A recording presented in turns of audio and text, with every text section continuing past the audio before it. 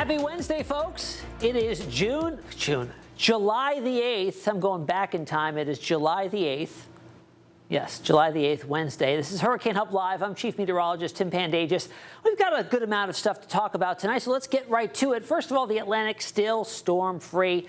And you know what? We can expect it to remain storm-free probably for the next 2 to maybe 3 weeks, maybe the rest of July. That's a possibility, folks. But out in the eastern Pacific, now we're up to 3 areas of interest that we're watching for potential development for our next named system. And from Colorado State University today, we got an update, a revision to their outlook for the remainder of the hurricane season. Remember, we get the initial outlook in April. We get an update in June, the first revision. Second one just happened today, and there'll be one more coming in early August, the final revision for the season. And if by that time we don't have another named storm, I think they're going to further revise it down, which is what they did today quite significantly. We'll get to that in just a little while. Let's start off with the basin overall. Nothing going on out there at all. It is dormant, it is storm-free, and tropical formation not expected over the next 7 days. Here's the Colorado State University outlook that was issued April the 9th, so well ahead of the start of the season by almost 2 months. Normal storm count is 14 or so named storms. They were calling for 13, 6 hurricanes, 2 major. Then came the first revision, June the 10th. Downed it from 13 to 11 named storms, 5 hurricanes, 2 major hurricanes. And then here's what today's outlook looks like. Down to 9 named storms, 4 hurricanes, 1 major hurricane. So now calling for a well below average season in the Atlantic. Is it a guarantee that's how it's going to happen? No. But there are big factors contributing to this downward revision, and the biggest part of that is the El Nino. There was an update to this. This is a blend of all the models, the average trend line here showing what would be, if it does come out like this, a monumental El Nino. What's being called a super El Nino. All right, we're already technically in El Nino based on the May readings, and June is up there as well, close to 1 to 2 degrees, already anomalously warm in the equatorial Pacific waters off the coast of South America. But look what happens as we go further out in time. By the peak of hurricane season here in September, we're already getting to uncharted waters. No pun intended. 3 degrees above normal Celsius by September, and it doesn't stop there. It gets even warmer into October. So it could have big repercussions not only on the peak hurricane season, but usually as we get into late fall and the winter, has big time implications, especially for the eastern seaboard in regard to storm track and a lot of flooding potential. So we'll cross that bridge when we get there, but overall uncharted territory here potentially in regard to the strength of this possible El Nino. So now other super El Ninos. So why I say unprecedented is because these are the highest the El Ninos have gotten. 2015, 2016 was a pretty dominant year. 2.8 degrees C is where we maxed. And already the models are calling, the average is calling for 3 degrees Celsius or more. So blowing these out of the water. But if we go back to 2015, 2016, the hurricane season in 16 did feature Hurricane Matthew. That was a big one. That was one of the first in a long line of several hurricane seasons that had major storms that underwent rapid intensification. That arguably was probably the first storm in a while that we saw do that.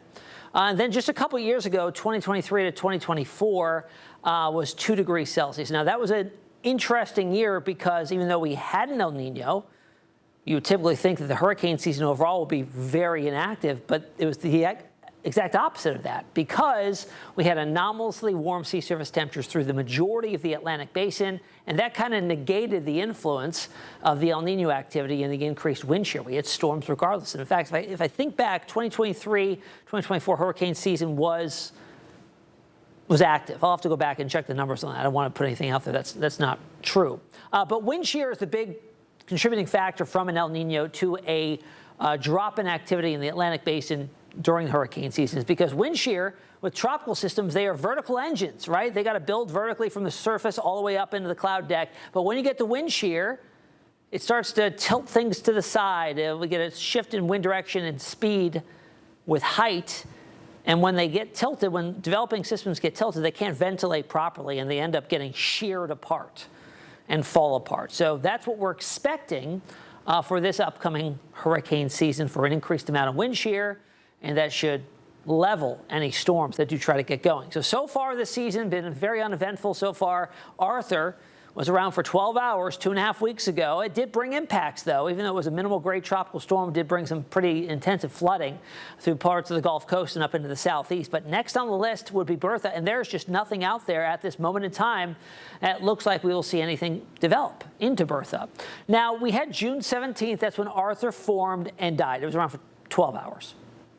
So we've been about 20 days now storm-free. And that got me thinking, well, are we anywhere close to seeing some big, notable gaps in time that we see no-name storms? And we're not anywhere close, folks. We go back to just to 1995.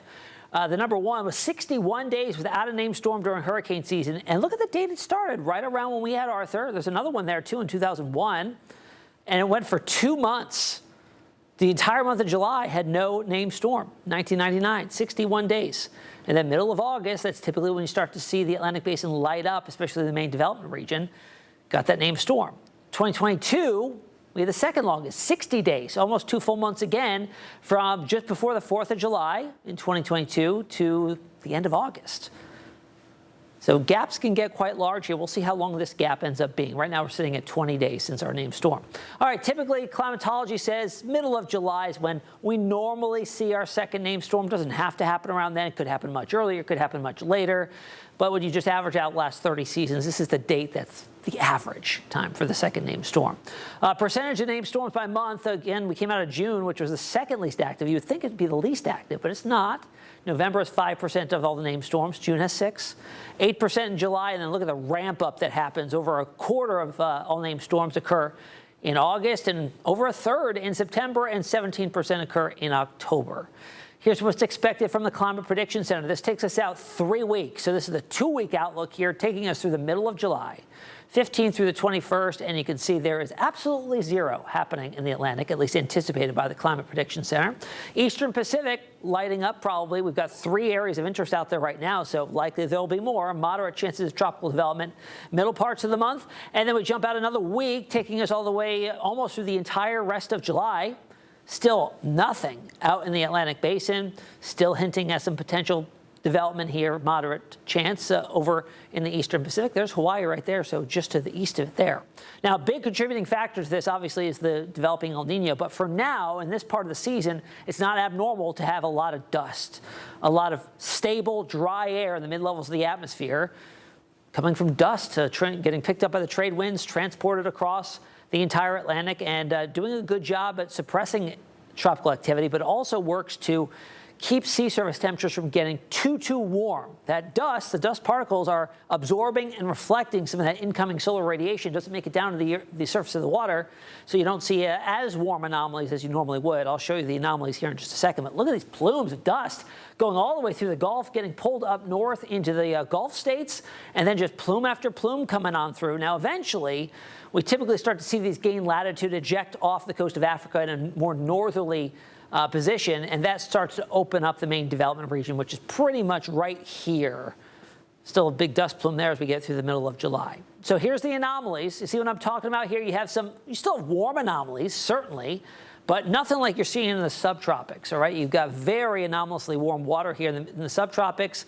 Warm, certainly enough, still warm enough to support tropical development, but it's nothing like we've seen in past seasons where, like in 2020, the entire basin was pretty much painted like this red color at this point in time. Gulf is there, though, and look at the Eastern Pacific. This is what it looked like in 2020 in the Atlantic Basin. Here is our El Nino really showing itself right now, and it's just going to get more and more dominant as we go through the season. And the Eastern Pac Basin itself, plenty of warm water to work with, which is why indications are there that it's going to be an active season in the Eastern Pacific. So we're going to take a look at the Pacific and those 3 areas of interest here coming up right after a quick break.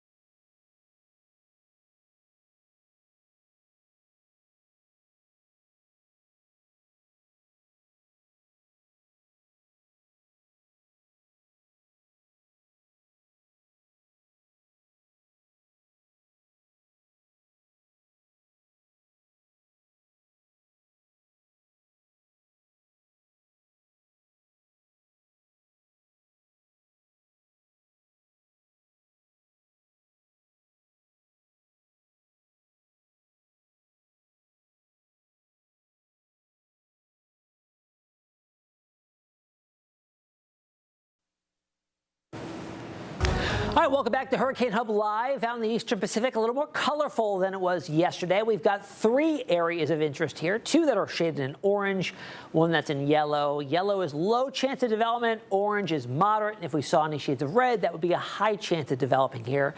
There are 2 clusters that are highlighted, but you notice that the third one here did not have an X associated with it, meaning it's just an area that we're going to watch for the possibility of something trying to get going here over the next 7 days or so. But here's the percentage chances on all 3 of these areas of interest from the National Hurricane Center. The one farthest off towards the west here has the greatest chance over the next 7 days, up to a 60% probability of developing into a named system. Off to the east of there, we've got one that's got a lower chance, moving really into the wake of what this storm may produce there. So conditions overall will probably be not as suitable. But 0% chance in the next 48 hours, 20% chance over 7 days. And then the one farthest to the east here that's in this kind of embedded in this large cluster of convection, 40% chance of developing here over the next 7 days. So we could have 2 additional names there. What would be next out of these areas of interest would be getting one of them tagged as an investigative area. And we've talked about this before. It's an invest and then it's a name, and then it would be with an E after it, meaning that's in the Eastern Pacific. And then from there, if it does develop into something, we don't really see potential tropical cyclones in the Eastern Pacific. It'd be becoming a tropical depression or a tropical storm where it would get a name. And the next name on the list would be the 5th named storm, because we've already had 4, Amanda, Boris, Christina, and Douglas. Next would be Alita and Fausto. And we could probably have those over the next 7 days out in the Eastern Pacific, putting the grand total up to 6, which means our scorecard is going to look more and more lopsided. Only got 1 named storm in the Atlantic, Arthur, and then 4 so far in the Eastern Pacific. All right, coming up after a quick break, we've got an interview to share with you.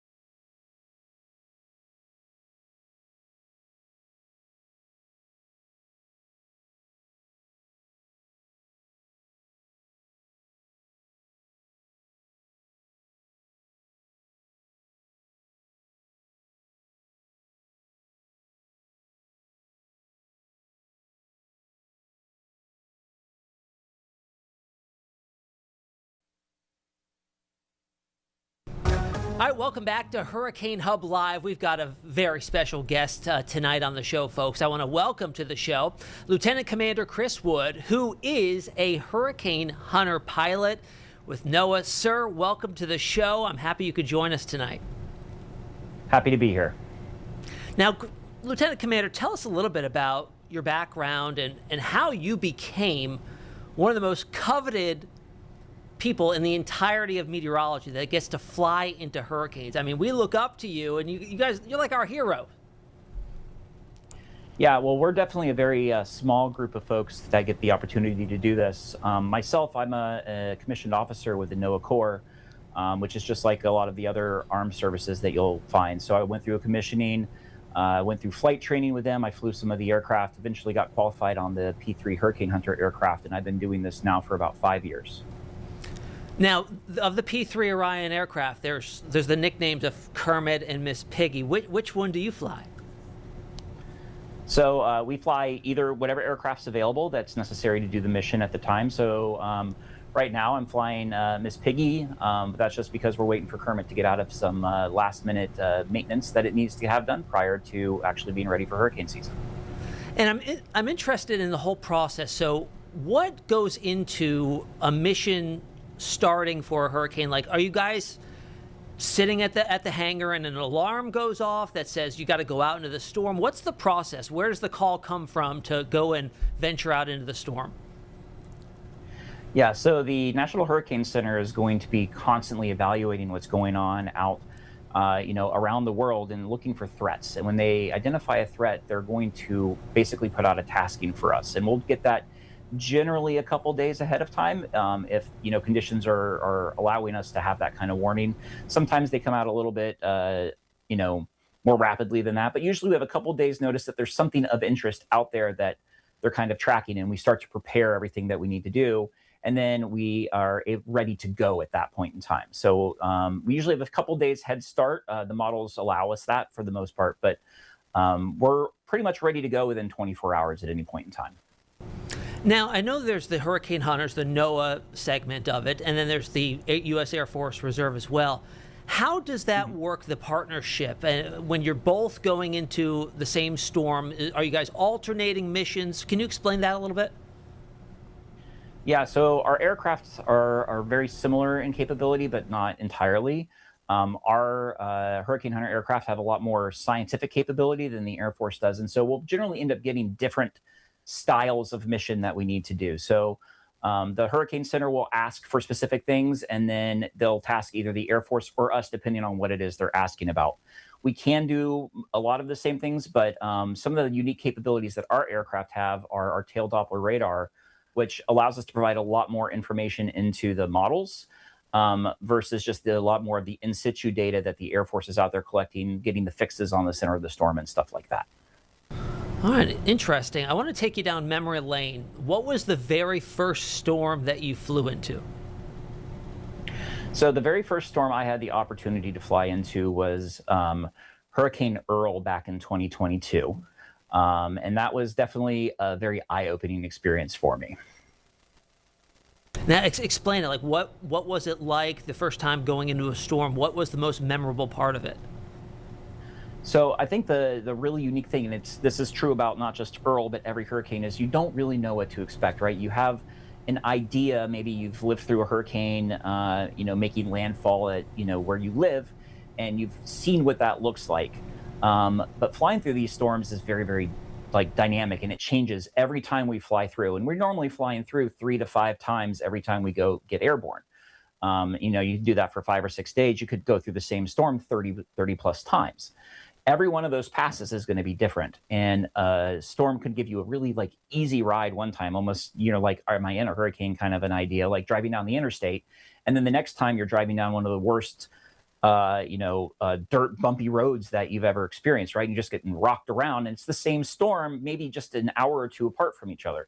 So it's very different every time, and that was probably one of the most crazy things that you kind of experience the first few times. Is just how different it is every time you go. Interesting. Now, going down that same road, what's been the most violent storm that you've been into, like in terms of the amount of turbulence you've experienced, or the amount of pressure drop that you've seen from run to run? What was that? So those are, again, every storm's a little different, and just because a storm is really strong doesn't mean it's going to be the worst turbulence. So the greatest pressure drop that I saw was actually during Milton, where we got to the sub 900s in the center. But the actual pass that we did was fairly, gentle compared to a lot of other storms. Whereas Helene that same year was not as strong as Milton was at the time, but was a lot more violent going through, where we would get knocked up easily 2,000 to 3,000 feet from where we started. Wow. Now, when you penetrate an eye wall and you get into the center of the storm and you look around and you got the stadium effect, describe what that looks like. Because we've seen pictures, sure, but you've been there. Explain how that felt. So like when you get the opportunity to come into the eye and you actually have that stadium effect, it really is quite, especially at nighttime, right? At nighttime, it's really amazing because you're gone from not being able to see anything because a hurricane is a lot of water and you're in a lot of clouds. So you can't usually see very far out in front of you, if at all. But when you get out into the eye and you have that nice stadium effect and the eye is nice and open and clear, and you look up and it's just like cloud, and then you just see stars or the sun for the very first time, it's really quite amazing. Unfortunately for us flying the aircraft, we usually can only enjoy that for about 15 seconds before we're trying to find the way to go through the other side of the storm and continue to collect the data that we are. Now, what's the largest eye that you've flown through? Can you think of a storm name that you were just like, wow, this eye is just ginormous? I can't think of a specific storm that would have like a giant eye because throughout the life cycle of a storm, the eye will change diameter, right? We can go from a 4-mile eye to a 20-mile eye day to day. So as these storms continue to develop and organize and get stronger and then get weaker again, those eye shapes and sizes are going to change dramatically. So I've flown through 4-mile eyes, I've flown through 20-mile eyes, and sometimes those may have been on the same storm. Now, talk to me about the whole process of the mission. When do you all start dropping dropsondes? When do you start sending data back to the Hurricane Center? And how long are these missions typically? I know they can probably vary, but I guess what's like the longest mission you've gone on? So when we're flying hurricane missions, they're usually about 6 to 8 hours of flight time every time we go into one. So that's generally the typical range that we're going into. We've gone up to about 10 hours, but most of that is actually because the storm is well removed from any sort of viable land that we can base out of. But once we're in there, we're going to be dropping at least 7 dropsondes on every pass. We're going to do an initial inbound point. We're going to do a midpoint. We're going to do radius and max winds to kind of get that like strongest wind field that the storm has. We're going to drop a center to try to fix the center, and then we're going to do the same thing on the outbound leg, and that's at a minimum. Sometimes we're going to drop a lot more dropsondes than that. Effectively, the data is being collected from the moment we get on site until we depart, right? So we're continuously running our tail Doppler radar, which is collecting effectively like a CAT scan of the storm while we're in there. And then we're also dropping dropsondes, where it could be dropping some of our uncrewed systems, our drones that are in there, and they're going to be collecting data continuously as well. And that data that you're collecting, you talk about how critical that is to the forecast models that meteorologists like that me use and others across the country to forecast a storm. Yeah, so like the benefit of our aircraft, we have satellites, we have ground-based radar and stuff like that, but those don't necessarily get the opportunity to get the in situ, the inside the storm data that an aircraft can get. A satellite can only see as far as it can see, but it will attenuate, not be able to get the data. So we take the aircraft into the storm in order to get the data like live from the middle of the storm as we're going to it. And we are getting that data off to the forecasters and the models and the emergency managers in as close to real time as we possibly can. And that data alone accounts for over about 20% greater accuracy in the forecast and intensity models. Wow, very interesting. One last question for you. You've been doing this for 5 years, you said. What's been the most busy you've been? Which season was the busiest for you? I think probably as far as like just how rapidly we were kind of being pushed to go out was probably around 2023. If I'm remembering correctly, that was the year that we hit a period where we basically spent about 6 straight weeks flying storms. We would come back, we'd have a day or two off, and then be into the next storm. So that doesn't always happen. Sometimes, though, during these seasons, you end up getting effectively a daisy chain of storms where they just start coming in and they just continuously come in and come in and come in. And we're really busy for that short period of time. But then there's other seasons where we don't, that may not start until September. So we have, several months where we're doing nothing. Or you could have a season like this one, which while we're forecasting below average number of storms, we've already flown a tropical storm 2 weeks ago. Right. Yeah, it can turn busy on the drop of a dime, pretty much. All right, Lieutenant Commander. All right, let's get to tropical trivia tonight. Last night's question was, what was the name of the first tropical system to be discovered by satellite? Alice, Dolly, Esther, or Carol? Back in 1961, that was Esther by a NASA satellite. Now, tonight's question was, which ocean basin produces the most tropical cyclones each year? Is it the Atlantic, the Eastern Pacific, Western Pacific, or the Indian Ocean? I'll have the answer for you tomorrow night on HHL. Remember, we're here Monday through Friday, 8 p.m. Eastern Time. And while you're waiting for the next episode, scan that QR code. It's got plenty of information on there to take you right to our Hurricane Hub Live Hurricane Preparedness Guide. Emergency numbers, a list of things you may need for your emergency supply kit, all good stuff in there. You can scan that QR code, and it'll take you right there. We'll see you back here tomorrow night.